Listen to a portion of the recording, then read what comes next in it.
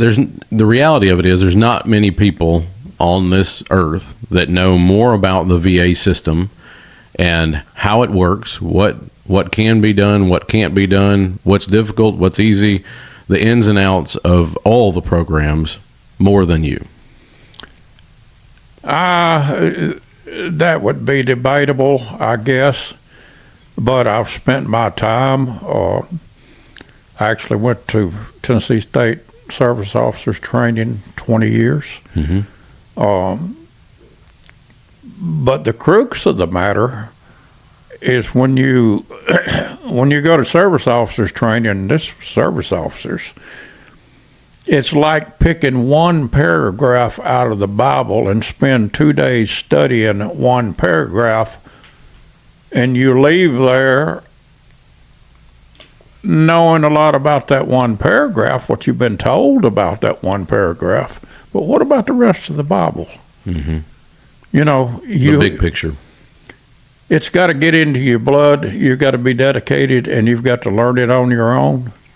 And to tell the truth, for many years, I kept a 38 CFR by my crapper. Every time I took a crap, I got a little smarter. I think I would go up against anybody in the state in a debate on veterans issues and benefits and knowledge and yeah, not to brag, but I've come a long way. It's been a lot of work. It took a lifetime. Sure. And you're never too old to learn, and you should be open-minded to that. If you're not dedicated, it's not going to happen, because a service officer is required to know so much. If you can't get the training which is supposed to be provided from the state, then you've got to do it on your own. If you don't have the wherewithal to do it on your own or the drive, then bail out. Find you something you can do. I can advise you on the pitfalls. I can advise you on what to do next. I can do all those things. But much like Nick Saban is not going to go out on the field and throw the ball or catch the ball, I don't do that for you. Like, you tee up, you ask all the questions, you really prescribe, much like a doctor, you prescribe a solution, but you can't sign their name. You can't make them do it. You give them what you believe is the right thing for them and their future, their family. It's up to them to sign their name, to check the box, to make it happen.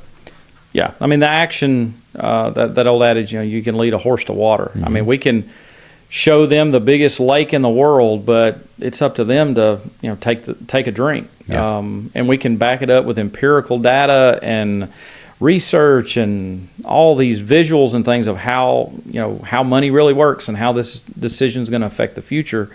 But at the end of the day, I mean, and you do have clients like that occasionally. I'm sure you've had business clients that you're coaching. I've had clients that I'm coaching. At the end of the day, they go, I just don't see the point of this. And I'm like, I'm not here to browbeat you into submission. And maybe we're not a good fit for each other. That's right. And when I learned that lesson, that was a major turning point of, I don't have to do business with everybody I meet with because they just may not be a good fit for me. That is such a freeing thing as an advisor that it frees me up to work with the people and gives me more time. I've got a friend who does a lot of coaching with people in the business that I'm in that he says you have two jobs. Number one is being in front of your ideal client, and number two is figuring out how to get in front of your ideal client. And if you're spending time with people that your values don't match theirs and they're not coachable, if you will, why do I want to take time away from somebody that does want what I'm bringing to the table? And it changes the whole dynamic of your business to a abundance mindset, really. If a veteran's not willing to help themselves, if they're not willing to do the hard work of substantiating the claim, then he's not going to waste his time. So the fact that you're here with him says something about you too. So make sure you acknowledge that, because he's not going to waste his time on people that don't want to help themselves. Well, I believe that. If it's good with y'all, we're going to spend just a couple minutes dispelling some myths in the VA. So one of those, obviously, is that 100% is a step. It is not the end. Right. But somebody right now thinks that they got to do a lot of work before they even get the thing started. How does one go about starting a claim? Well, the first thing, like you said earlier, would be file the intent to file. That gives you 1 year to actually file the claim and gather your evidence. Should you win that claim, then your back pay started on the date that you actually file the intent. You can file that intent with any service officer, or you can simply pick up the phone, dial 1-800-827-1000, and tell them you want to file an intent to file. You don't even have to tell them what you want to file on.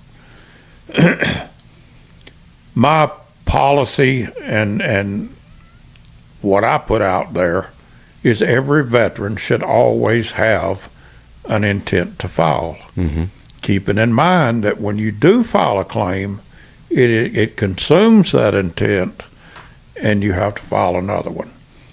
So you file your intent, you get to gather your evidence to support that claim. You got to have three things. Essentially, you got to have an event in service.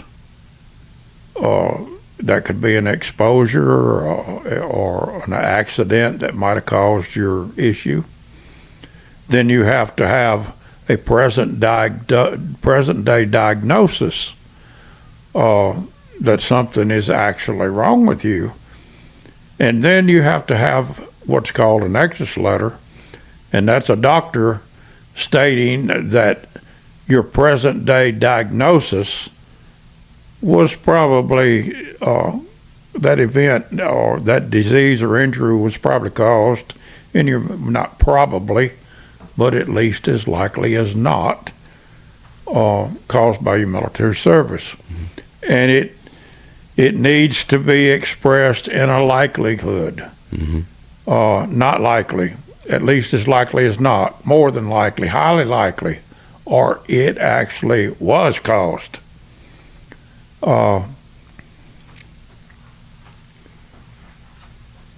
The next thing you would do would be present that to a service officer, or you don't really need a service officer.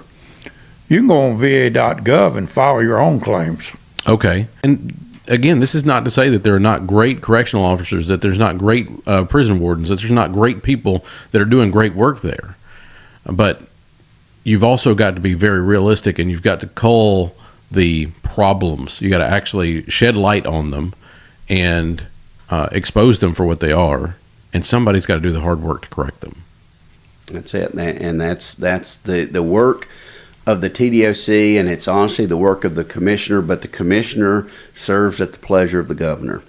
And so we're going to need to have a governor come in to take notice that we have a broken prison system, and I'm hoping that our next governor that comes in can have that conversation about prison privatization, because it hasn't happened with any governor up to this point. From the day that it was installed around 1985, 1984, 85, 86, and we went from a Republican governor to a Democratic governor, and so it's not a Democrat or Republican thing. What I have found is there's the appetite to rid our state of core civic and privatization, but nobody's quite found the way to do that yet. Mm-hmm. And so I'm hoping that our nonprofit, Kylan's Light, can shed light on some of those things, give possible solutions, and hopefully our legislators can continue the hard work and build on the momentum that we've built in this legislation for this death accountability legislation. Hopefully they can build on that momentum, and we can incrementally begin to see core civic lose hold on the state of Tennessee. I love that. What are some things, if I said, Tim, I need a top 5 list of things that absolutely need to change, what would you say those are? I would start by saying Private prison has outstayed its welcome in the state of Tennessee. Private prisons, their day has come and gone. They have been nothing but problems for our state. They've been nothing but preventable deaths and destruction. They have damaged families generationally in some cases. That has to stop. Our state has to pull back from private prisons, and we have to do the hard thing and hire force correctional officers and wardens that are in state-run prisons. Guess what? If you change the culture and you make it a desirable place to go work, when you're trying to lean in and help these people that are in our prison system, that changes the mindset of a prison guard. When he shows up, he has a purpose now. It's not just to make sure somebody doesn't get out of a dog kennel. It's to make sure that they have a future and a hope. And so I hope that's the first thing that changes is privatization. The second thing that we need to change is we need to have a rehabilitative plan for our inmates and offenders. And that rehabilitative plan can be different based on the criteria for why they are there. Sure. If they came in with substance abuse, trauma, fill in the blank, let's customize a program for them for the time that they are going to be there. The third thing that I feel like needs to be changed and improved is our reintegration planning processes.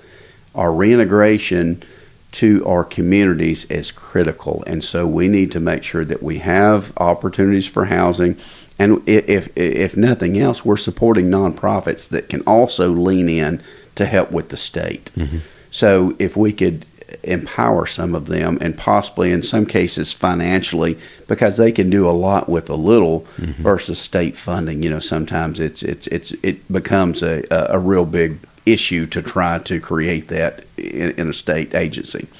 The fourth thing I feel like we need to do is we need to have more alternatives to prison. So for our young offenders, rather than throwing them into dog kennels with people who can sexually abuse them, extort them, potentially, visit harm and violence on them, if we could have an opportunity like I have an idea for a prison filtration camp. Yeah. For lack of better words, and where we take people on diversion opportunities where they haven't gotten a lot of trouble, and it has to be a non-sexual and non-violent offense. And anything 10 years or lower, we give them a 2-year sentence to this very low security facility where they go in, they're in kind of dorm housing, if you will, and there's 8 people to a place, but they have their own bathrooms, they have their own, shower facilities, where they don't have to share it with, 2,000 men. And they are tasked with their own chores inside that area. They probably are going to have jobs, cutting the grass, weed eating, keeping the lawn up, working on maintenance on some of the HVACs. Those things, if we had a program like that and then we gave them the tools to deal and manage with their traumas, have a robust intake system to where you say, okay, why are we here? And then address those things systematically in that 2-year program. If after that 2-year program it is tracked and managed and you have done everything that you need to do, and we see there's no need for you to go to prison, then we could, have that, we could write that up for the judge and send that, with our offenders back in front of the judge. And so they might turn a 10-year sentence into a 2-year sentence with time served. And learn a trade, learn a trade, learn something, and be a valuable member, become a better father during that process, because those are the classes we're talking about having. And so that's the fourth thing, have a prison filtration or prison alternative. And I would say the fifth thing that we need to do is we need to keep a sense of connectedness from our offenders, with our offenders to their families. That sense of connection, if you don't lose that sense of connection because you don't have the money to make calls home, and so you drift slowly, you drift away from what you know. Give them the opportunity to have calls. Give them the opportunity to have tablets. Not every prison has tablets. Some do, but no private prisons that I know of do. And give them the opportunity to have that sense of connection with their families, because that fosters creates and fosters hope that there can be something different in the future, and they can see their children at night. And if they're going to the ball game, guess what? You can chime in and call in and watch them having it bat, or you whatever the thing is, inspiration that they need in order to get out, to continue that change. And so, just to recap those real quick, we have to get out of get out of privatization. Private prisons have long outlived their usefulness. We have to create rehabilitative opportunities. We have to create reintegration and robust reintegration planning. We need prison alternatives for our young offenders, and we need to create that sense of connectedness to our families and cultivate that so that we don't lose that. And prison is not so cold, and it's not so destitute. It doesn't have to be that. If we're going to be a department of corrections, then we should do things to correct versus just warehousing these people away from us to make us feel safe. Yeah. Well, like I mentioned earlier, and kind of a segue, you were talking about special operators earlier. So my favorite doctor is regenerative Dr. Mike Meehan, and he's in Miami. But he's coming up this weekend to do a 4-part series. And so he's got a couple special operators. One of the things that they do, the clinic that he works at, is they have a great foundation where they help support our special operators, Green Beret, Special Forces, all those guys, because a lot of those, when they get out of the military, they're just broken. Like their bodies are just run into the ground. Right. And so they use a lot of regenerative medicine techniques and cutting edge stuff to help those guys get back to where they can enjoy life and, the retirement that they have earned, be able to, not have nearly as much pain. So Dr. Mike's coming in, and a couple of special operators are flying up with him. And there's just so much that can be done. And 2 years ago, he put me in contact with the GARM clinic in Roatan, Honduras. And, it's not a secret, but my past was I was over 300 pounds for most of my life. And when I finally lost the weight, about the year that I turned 40, my knees were toast. And you just, it's that much damage. And they said, you're going to need double knee replacement in the next 24 months. And I was looking for, how do I not do that? How do I keep what I got? How do I fix it? And so had stem cell therapy there in Honduras, and it's the best decision I've ever made by far. Huh. And if you'd asked me 60 days out, I would have said I wasted my money. But by day 75, I started having days with no pain. And I was frustrated because I did an interview with Men's Health magazine just a few months ago, and they left out the fact that it worked. So they asked where I went and what I did and all these things, but they did not include that by March, I had it done in August, and by March I had over 100 days of no pain. And these days I go to CrossFit 5 days a week, hammer on them, and no pain. So there's all kinds of things that you can do, and it's not like we were raised knowing that food dyes were bad for us, or what clean eating looked like, or that we needed to work out, especially strength training. But now that we know it, we can't go back. We've got to make sure that we put it in place and keep doing it. That's interesting. I got hung outside an airplane. I was a toe jumper, and it tore my bicep and my shoulder. That was the original injury. Yeah. And I ended up having MRIs done on both, and they ended up doing the other shoulder because he said there was something there to fix, but there was nothing left to fix on this one. Just the Army just PT'd me through it. Sure. And it's like you have substitution muscles. Mm-hmm. The other muscles kind of take over and get you through it until you beat those up on a bowling alley one day, and then it just doesn't. So I've kind of settled into I won't hang ceiling fans or paint shutters for a living type of thing. But that's interesting to know there's maybe something else out there. I was going to say, it'd be worth looking into. There's a lot of things that you can do these days. In fact, I don't know if either one of you follow Gary Brecka, but Gary's whole thing is that if you're alive today, that within the next 5 years of the medical advances that they're going to be experiencing with AI, that you shouldn't die or have, where your lifespan and your health span don't line up anymore. That if you want to fix it, you can. So I need to just really get my act together for the next 5 years. Well, you want to be around. Melissa's making sure she's going to be able to drive the cars. Yeah, she still looks like she's 30. Yeah, That's right. I got to keep my game up. That's right. But you want to be able to enjoy those cars. You want to be able to enjoy your grandkids or maybe even your great grandkids. And that's the spice of life. One of the things that we've touched the things that I think is far too common is people are so ingrained in westernized medicine that they think it's a solution. You're going to give me a pill and it's going to fix me. And it really is a systemic optimization in that you've got to look at all things. Correct. Even when you go to your yearly physical, I think people are willfully uninformed. They want to put their blinders on and go, well, the doctor would have told me if there was anything wrong. And then at the same time, they want to also be the same person that when things start failing, they just go, well, it's just part of getting old. And the reality is you don't have to accept those things. You do have to accept responsibility if you're going to fix them. Right. But optimization really is from sleep, hormones, the stressors in your life, the air you're breathing, the water you're drinking, the food you're putting in your body, the relationships you have or don't have. I mean, it is so multifaceted.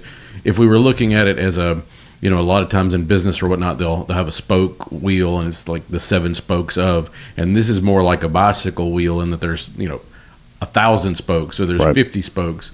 And obviously some of them are more impactful than others, but it really is your environment and what you engage in regularly. For sure.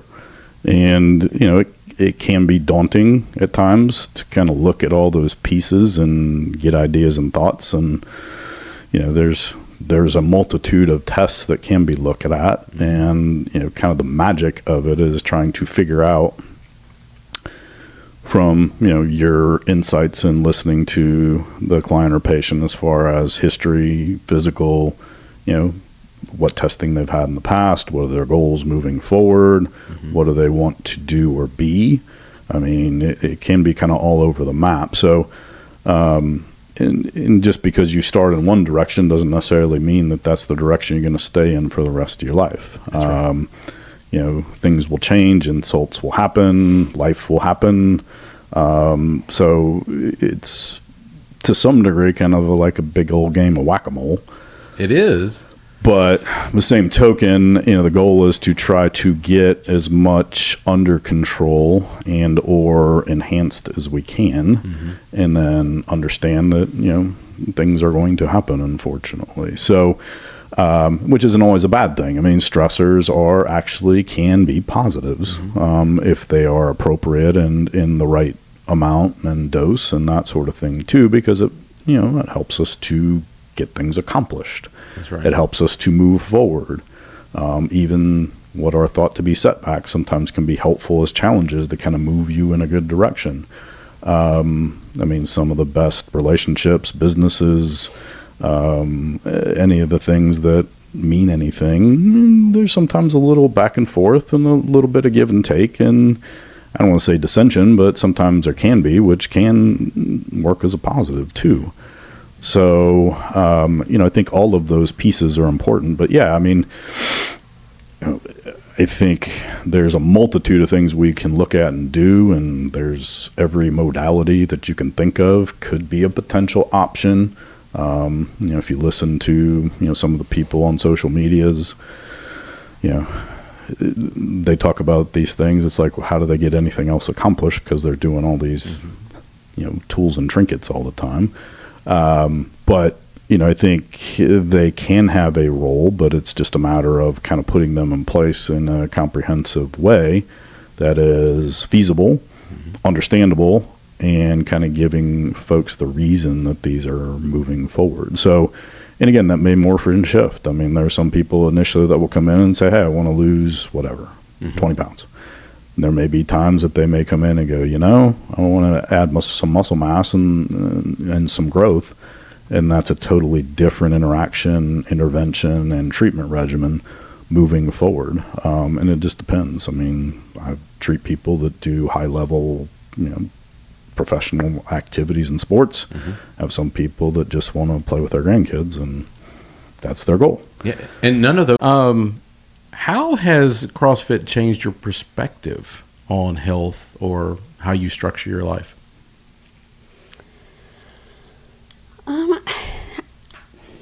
It's a good question. I think consistency. Just holding myself accountable to make sure I'm there every day. I mean, I just feel like that's so important. And now it's just a habit. Like I feel almost lost if I'm not there, and maybe that's not healthy either. But like, I need that time, and I like feeling healthy, feeling stronger, especially with my job. It's a very physical job, and you're lifting up dogs on a table if they can't, or helping them up, or getting them in a bathtub if they don't want to go up the ramp. Or a dog just wants to sit the whole time. Well, I have to use my left arm to hold it up so I can scissor its back end, or its tail. So CrossFit has helped in gaining that muscle that I need to sustain my job. Yeah. So I think, and I dabbled in CrossFit too back in like 2012. I kind of got into it and then out of it. I went back to running, went back to the gym. I would go back to that.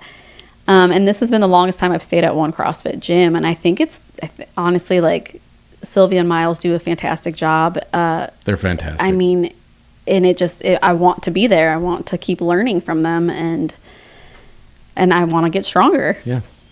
Selfishly, you want to be there. Yes. And then selfishly or unselfishly, you want to cheer the next person on. Absolutely. And I want my kids to see this is a lifestyle, and this is how we grow, and we take care of our body. Take care of our body. Yeah. That's huge. It's also changed with diet, because you're putting all of this energy and hard work into this. So I'm going to be way more conscious about what I'm putting into my body. Oh yeah, absolutely. You guys come to Nashville after the lengthy 2-week engagement, and you start out with jobs that are paying $5 an hour. Somebody out there is thinking, I can never have this type of life. I can never have these cars. They had to have had a leg up. What do you tell somebody that says something like that? You just have to work for it. I mean, we did not get any help from our parents. I mean, my dad gave us the sofa,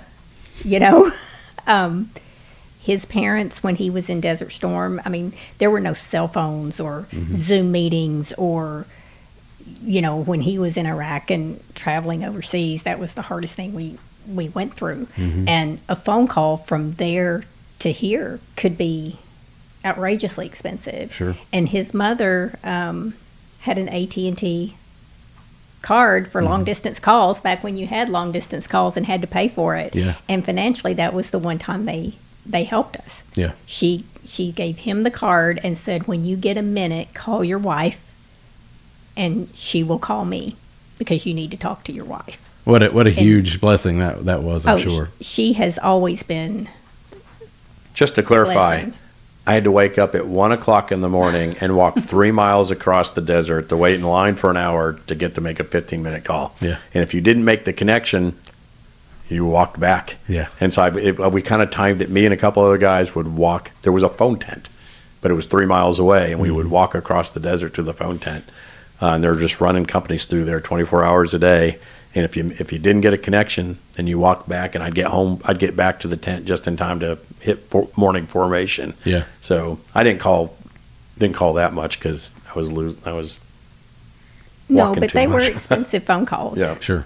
And that was a blessing that we had that, because every house we've bought over the years, we bought as much as we could afford to buy and still live. And of course, you couldn't live on $5 an hour today. Right. It's not 1988 anymore. But I mean, $5 an hour, you've got 2 car payments, you're paying your insurance, and you buy a house that costs $70,000 that you're paying 8% interest on. You know, interest rates today, I don't know what mortgage rates are, 7%, 6%, whatever they are. Yeah. But the 3% and 2% were not the normal, Right. you know, that we've had over the last few years. So there were no coffee shops with $9 cups of coffee. You know what I mean? We went out to eat once a week, maybe, Yeah. to the Mexican restaurant because that we could afford that. That's right. You know, and we cooked at home, and we entertained ourselves and had neighbors that were our friends, and we ate at each other's houses, and you did cookouts and those kinds of things because that's what you could afford to do. Yeah. We didn't know we You were know? broke, though. Again, I'll say it again. We didn't know we were poor. Nobody know any said it. better. We were having fun. Yeah, we had a great time together. We still have a great time together, but there wasn't like all that other stuff, right? It's kind of this, like the world of cash flow now, where everything is a monthly payment. They've broken everything down, and if you start adding them up, it gets to be ridiculous. But does. we do get those comments. You would post the video, and it'll be with the car, and the car will be in front of the house, and then there's the, you know, you're a narcissist, or whatever, or must be nice to live in a castle, or something like. No, it's just a regular house here in Nashville. Right. But no, it's, you know, I would like to have something like that. That's what you get. And I said, well, and I have done this. I've pulled some people out of the comment section in YouTube I said, look, I'm agreeing to hire you right now. If you can get yourself to Nashville, then I'm going to drug test you, DMV, and background check. If you pass the 3 of those, I'll put you to work for, I don't remember what it was, at $15 an hour. Right. And if you stick with it for a couple of years as a on-call service technician with a company truck and everything, you could make 100. a six-figure income. But if you don't, then I'm going to fire you. But so put your money where your mouth is right now. Yes, because we're always looking for great people, but it's a lot easier to keyboard warrior that. And I think there's a general sentiment now. Maybe it is harder. Maybe it does. I mean, I think especially here, don't buy a house in Nashville. We moved here to start a new life. Sometimes it takes doing A bold move. Yes, I mean what our forefathers did and packed up their stuff and got on a ship and came to the United States. Yeah. This is just another state or something, or you can go to Chapel Hill. Yeah. Property's cheaper there. Absolutely. You know, but I'm. It's not that I'm not sympathetic though, but it literally is just about. It's people that want people that do, you know, and it's just a matter of just. You got to start somewhere, so do it. You know, post your first video, you know, grab that first job and just stick to it. Find something you like to do and then just drill in. Then get educated. Go to school at night, whatever. Well, they want your result. They don't want what you had to do in order to get the result. Yeah, I mean, our first house was in Mount Juliet. Yeah. You know, I mean, I wanted to live in Franklin or, you know, Nashville so that we didn't drive. I mean, our drive to work from Mount Juliet at the time was at least half an hour each way, and then add rush hour traffic to it. Our second house was in Thompson Station, and that was back in 1998. And we looked at the same house in Franklin, a new construction home. We said, well, we can't afford that. So we went out to Thompson Station. We bought out there because it was a lot less expensive. Yes, you have gas for your car, but you do what you got to do today. That's right. You know, to get in the door, get the real estate, let it appreciate. Yeah, that's really what it was. We bought a house, paid on it for 10 years, paid most of it off, bought the bigger house, lived in it for 10 years, paid most of it off, bought the next one, lived in it for 10 years, paid most of it off. And so this is the 4th house in 35 years or so. So that's all you have to do.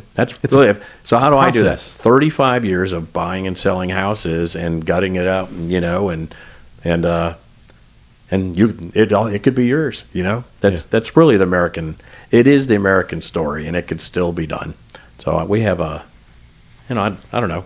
Our kids did it. You know, She Yeah, didn't I even mean- come home from college. She immediately moved in with a guy, got married, and now they're on their, what are they? She's 30, turning 30, She'll be 30 in June. and they're on their third house. Yeah. Yeah, same thing. Yeah.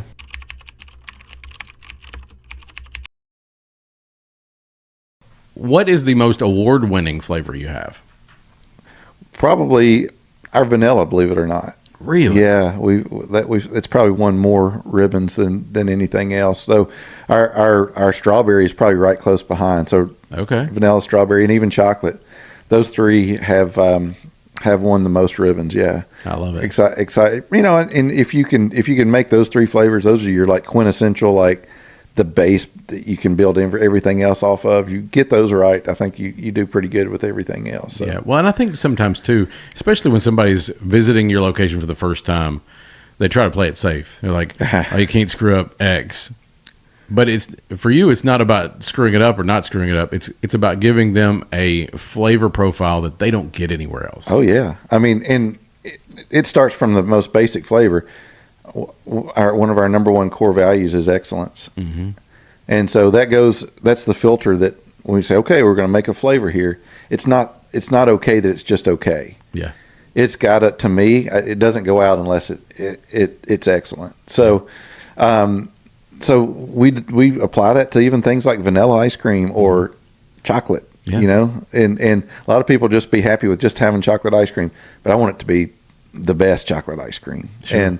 And so yeah, so that goes for all of our flavors, but in particular, you start even on those base levels like that. And what do you think our number one flavor is as far as best selling flavor? So just because of my wife, and my wife, every time she has a family member that comes in and we go to Golly G's, Right. she's like, you got to get the Tennessee fudge. Tennessee So I'm going to fudge, say yeah. Tennessee fudge. Yeah. Good guess, but no, it's chocolate ice cream, believe it or not. Just a basic Just chocolate. a basic chocolate ice cream. We sell that flavor substantially more than almost any other flavor. So Okay. yeah, we make 60 boxes of that a week, which is 2.5 gallons at a time. So Yeah. we make a lot of that of chocolate ice cream. That's a lot of chocolate going out the It door. is, right. Yeah. So yeah, chocolate, and then followed up by probably vanilla and strawberry and cookies and cream, cookie dough. Those are probably your top five. Maybe cold brew crunch.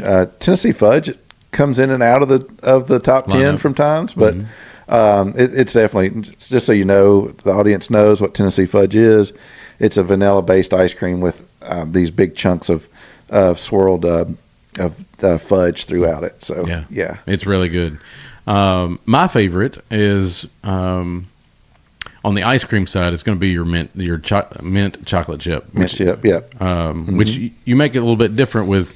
Is it cookie that's in it instead of a chip? No, we make it different ways. Depends on, but our standard mint chip is a mint ice cream with chocolate flakes in it. So we don't use chips because they get hard. Yeah. So we use a thin chocolate flake, semi-sweet flake.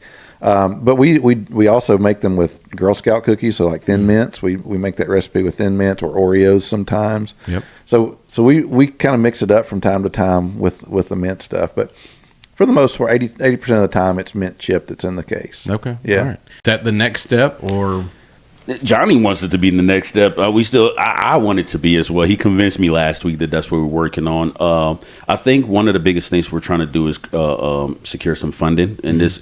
We're at a space where I think that's important to create some more funding so that we can grow as a brand. As far as like the foundation is already laid, we have a nice bottle. We have a great product that we can stand behind. The feedback has been great. So I think what the next step is. How do we get funding so we can grow and multiply what we're doing right now? They just opened up the Chattanooga market for us, so we're going to actually start selling in Chattanooga.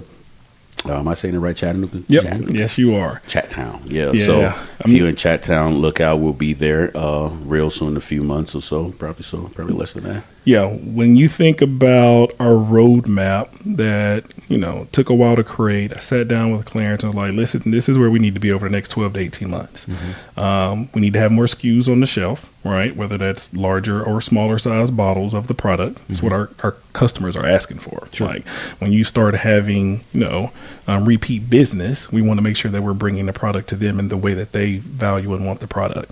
Definitely looking at more of an RTD, whatever that looks like, right? Again, we have at least 3 different products in development right now that we're talking through. A couple partnerships that we are working on that will drastically change the landscape of what we're doing. We met some really good people out in Denver when we went to WSWA. And so when you think about where we are now and how we can transition this over the next 18 months, again, I know like funding for sure, right? If we just had, unlimited funds, we could easily blow up the market, right? But as we continue to bring what we currently have and scale that to being a household name here in just Nashville, right? Because it's such a robust market. So many people come here, right? That's our number one roadmap is how do we, change the landscape and say, hey, when you go get vodka and you walk into the store, you're grabbing for Fiore and not the other guys, right? That's right. And then more and more and more distribution, right? We have a roadmap of exactly where we want to go next. The next 5 states that we want to go to, we can support those markets. We have plans for those. And then again, keep bringing more to the shelves. So how do we do that? We keep doing that. And it's just, feet to the ground, keep bootstrapping it, and we'll definitely get there. But the roadmap is happening. Yeah. The interior work that you guys are doing is just amazing. And correct me if I'm wrong here, but on y'all's back wall, you've got a printed metallic or printed metal wallpaper. Did I say that right? It is a metallic wallpaper. Yeah, it's printed on. We print it, and then it's put on like wallpaper, but it completely transforms the space. Oh, it absolutely does. Yeah. And the one that you guys have there in the office, which we want to talk about your new location as well.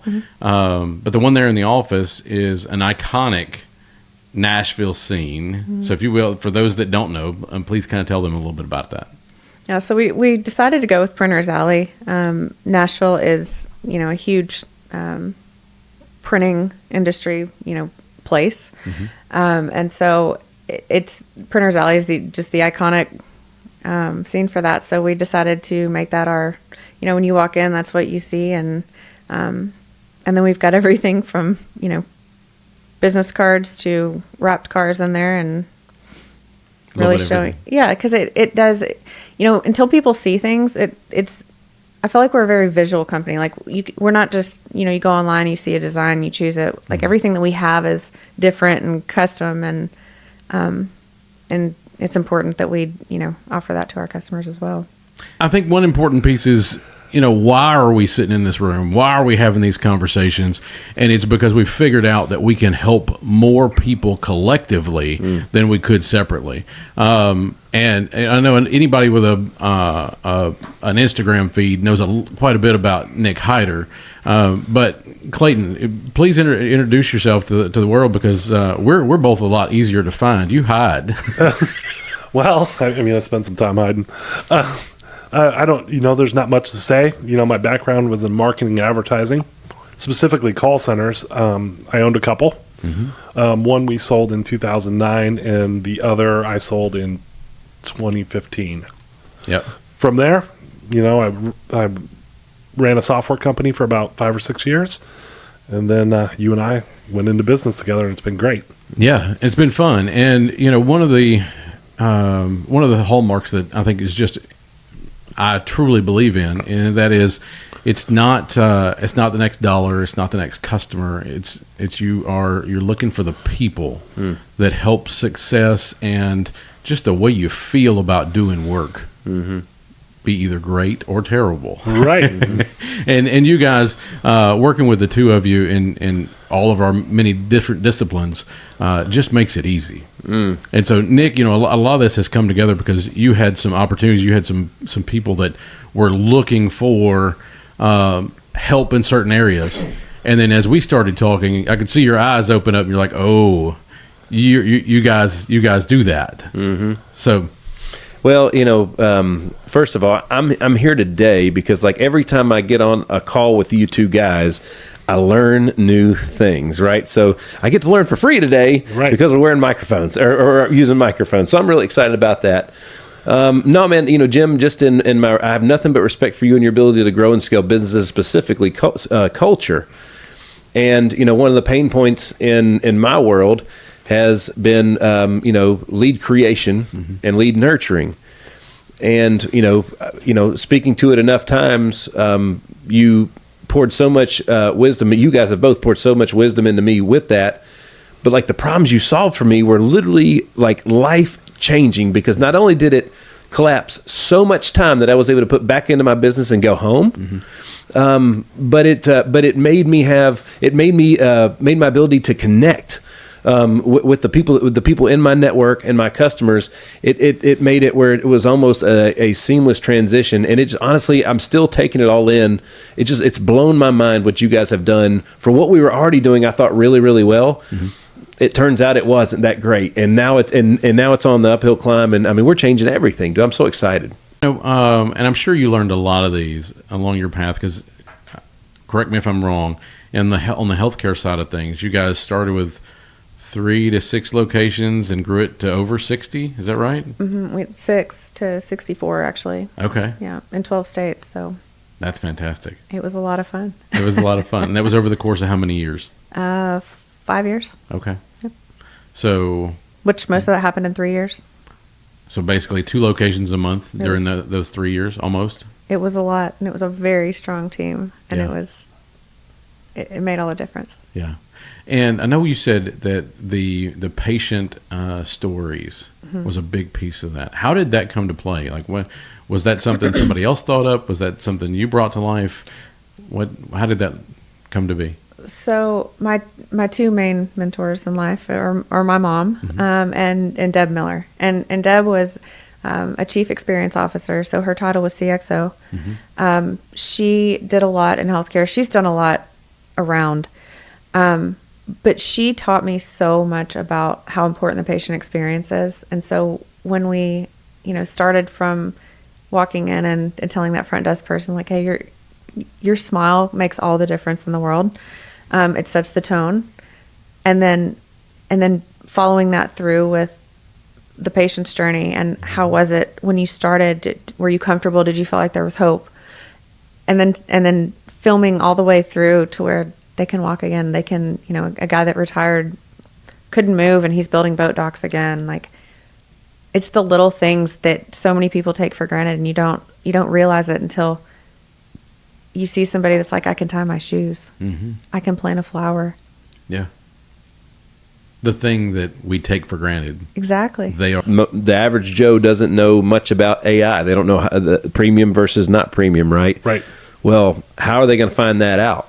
Well, they're going to use that AI for their data. So I would say, like, if you're on the verge of or on the trying to make a decision, I feel like I should get to know AI a little bit, learn more about it or whatever. Who better else to talk to than you guys about, because you've got performance, you've got analytics, you got all this stuff. You've already got the relationships in place. So that, how much time can you save people learning the AI industry just because they can talk to you guys because they're already working with you on a data perspective? A ton. The other thing that I think ties directly into that is this misconception. There's a lot of people out there that are afraid of AI, or think it's the big bad wolf, or whatever that is. And so they're intentionally not learning it because they think it's going to go away. Well, I'm here to tell you it's not going away, and your competitors are going to be using it. And do you want to start off at where everybody was 2 years ago trying to figure it out? Or, Nick, to your point, do you want to circumvent those hard knocks or those things you didn't even know it could do, and kind of get to the point of it helping your business, helping your customers, helping your team members, helping their families, etc.?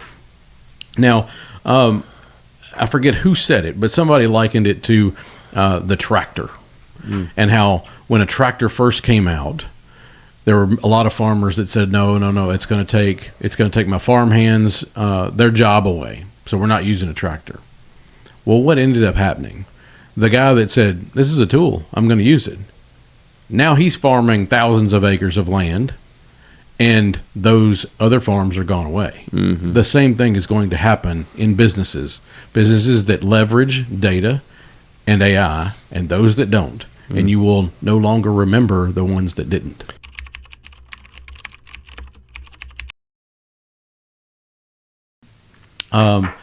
Now, along the way, besides Miss Deb, who's been a great mentor to you? My mother. Yeah. Yeah, she's.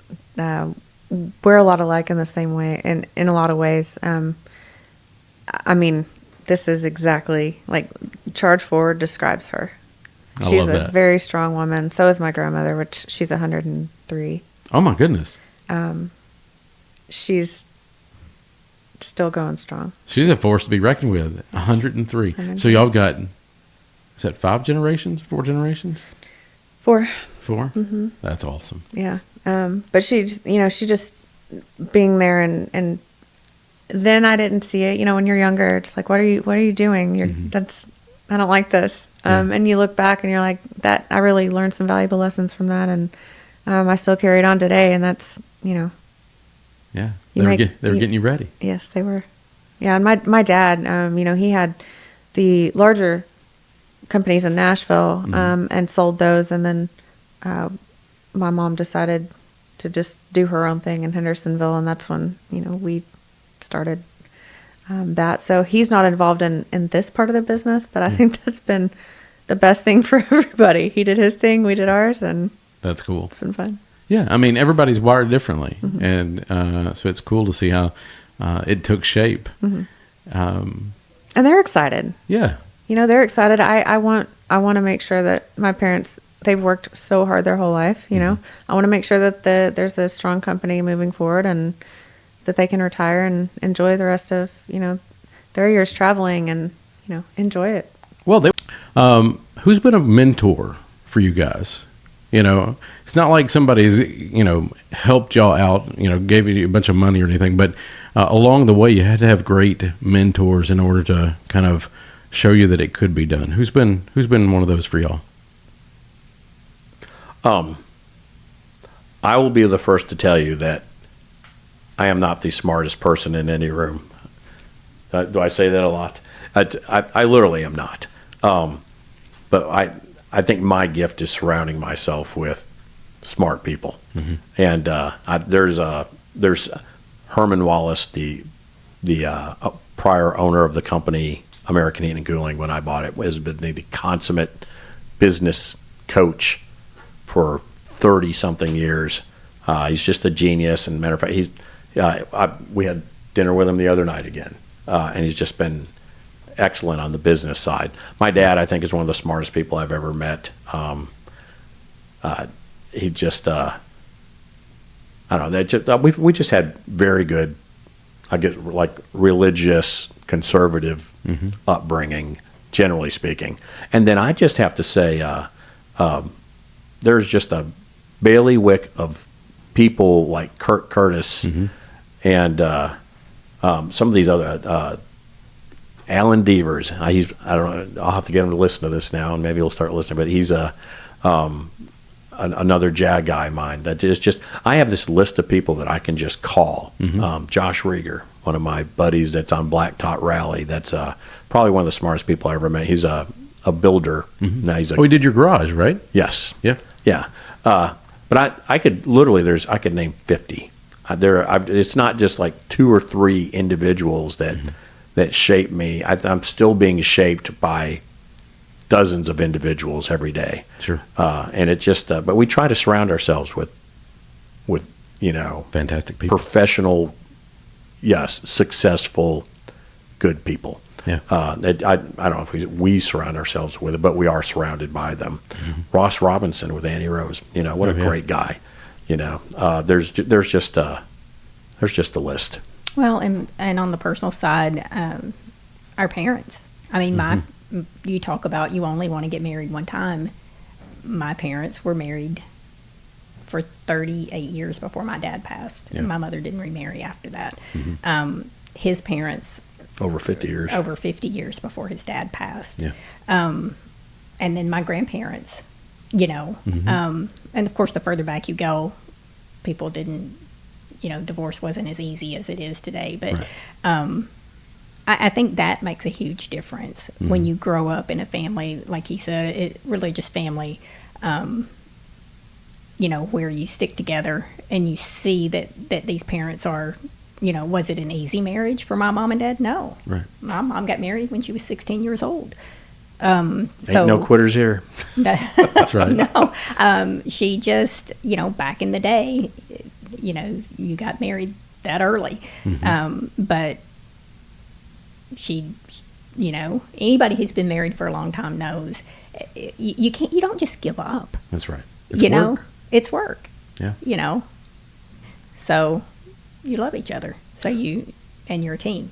That's it. So I think we both grew up seeing that separately, and I think that was a big help. I love it.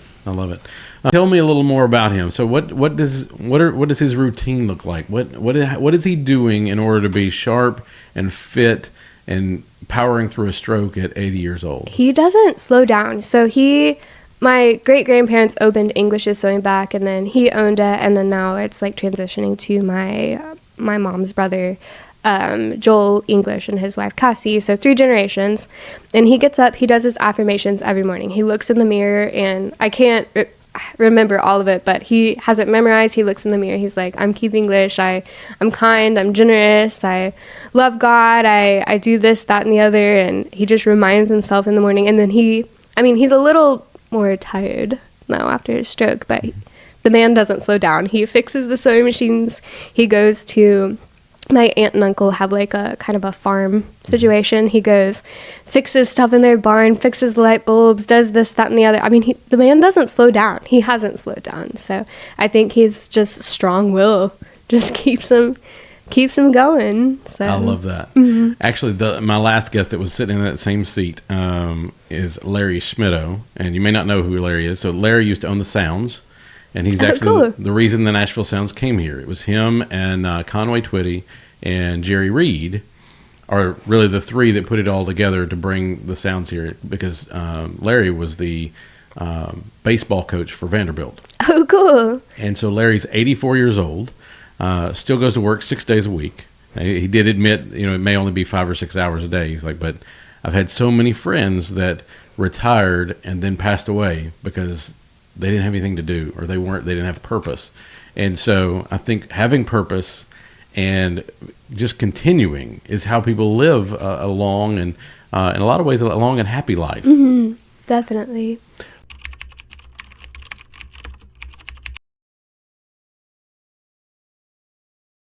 All right. So last question is, have you put any thought into how you want to be remembered? I have. Yeah. I have. There are some people that I think about often, and they all have done good for somebody or something. Mm-hmm. I want to be remembered as somebody that did everything that I could to elevate everyone around me, to smile, to bring that, light to somebody, even through my own hard times, to still be that light. You never know what people are going through, and I just, that's important to me. Yeah. And so I want to be remembered as that person that that helped gave you it their feel, best shot. Helped you feel hope. Yes. Yeah. In some way or another. Yeah. Or made you smile. There you go. Have you given any thought to how you want to be remembered? I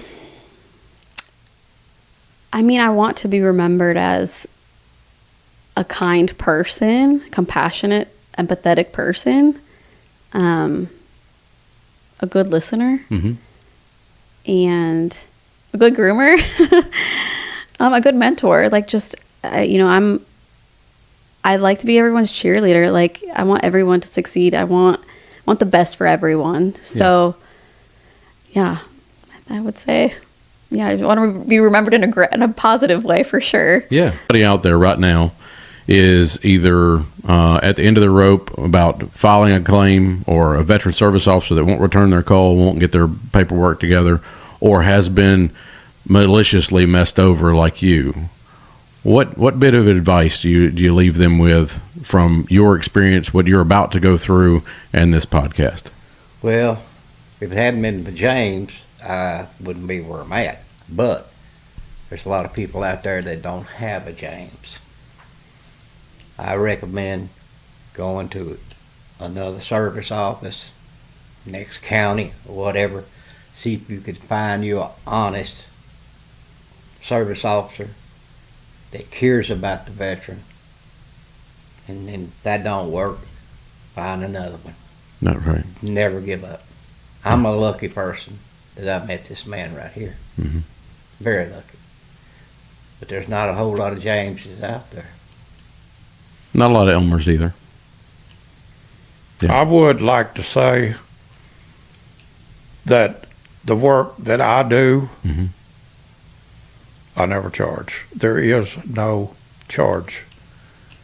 I don't do this for money. Mm-hmm. I do this because I owe my brothers in arms. I do this because I've been through the process. I've learned. I know the ropes, and I don't mind sharing them. That's right. Well, good Team, deal. it's Jim Cripps here with the Charge Forward Podcast. I just want to tell you I love you. I appreciate you listening. I appreciate you for subscribing and sharing the Charge Forward Podcast with people you know and you love, because that's what we're here for. We are here to share the amazing stories, the things that people have been through, the ways that they were able to improve their life, so that you can take little nuggets from theirs and help improve your story and be better tomorrow than you were today. I hope that this is the tool you needed at the right time, and that you find value in the amazing guests that we bring each and every week. Thanks so much, and don't forget, new episodes drop every Thursday.